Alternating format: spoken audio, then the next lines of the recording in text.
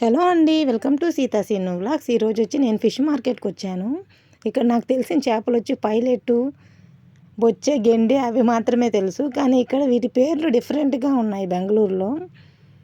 అదేందో silver cutlet అంట, పాంప్లెట్లు అంట, ఏందో డిఫరెంట్ చేపలు ఉన్నాయి. నాకైతే ఏమీ అర్థం కాలేదు ఏ చేప తీసుకోవాలి అనేది. మొత్తానికి పెద్ద చేప ఫైనల్గా ఒక పెద్ద చేప కనిపించింది, ఆ పెద్ద చేప తీసుకున్నాను. ఇదండి చేపలకు వచ్చిన తిప్పలు ఈరోజు.